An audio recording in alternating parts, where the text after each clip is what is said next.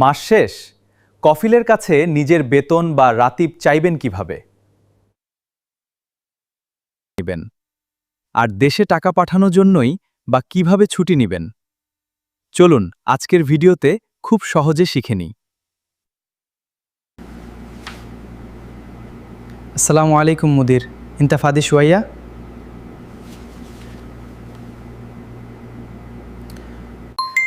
বসকে কথা বলার আগে জিজ্ঞেস করে নেওয়া ভালো তিনি ফ্রি আছেন কিনা।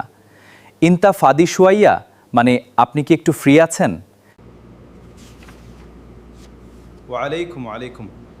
وعليكم السلام. أيوة. إيش أبغى؟ বস উত্তর দিল আয়োয়া মানে হ্যাঁ, আর এশ আবগা মানে তোমার কি লাগবে বা কি চাই। মুদির, শাহর খালাস, আনা আবগা রাতিব। সবচেয়ে জরুরি বাক্য। শাহার মানে মাস, আর খালাস মানে শেষ।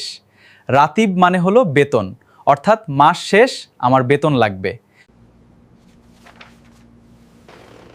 كم راتب أنت؟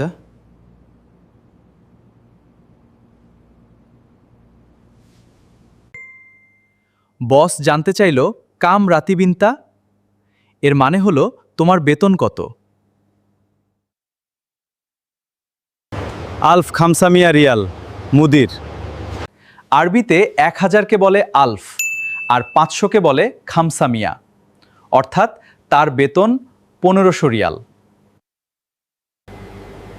আনা সাউই হাওয়ালা ওয়াদ্দি ফ্লুস বাংলাদেশ।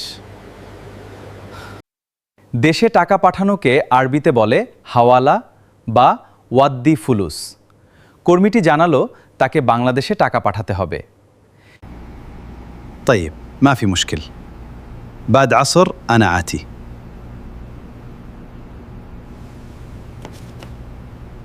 মাফি মুশকিল মানে কোনো সমস্যা নেই। বস বলল আসরের নামাজের পর সে টাকাটা দিয়ে দেবে। আতি মানে দেওয়া।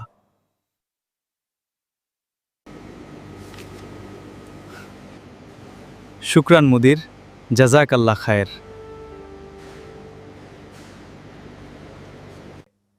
চলুন দ্রুত রিভিশন দিই। ফাদি মানে ফ্রি বা অবসর, শাহার মানে মাস, আর রাতিব মানে বেতন, আর হাওয়ালা বা ওয়াড্ডি ফুলুস মানে দেশে টাকা পাঠানো। ফুলুস মানে টাকা। ফুলুস মানে টাকা। ভিডিওটি ভালো লাগলে লাইক দিন এবং নতুন প্রবাসীদের সাথে শেয়ার করুন। ভালো থাকবেন। মা আসসালামা।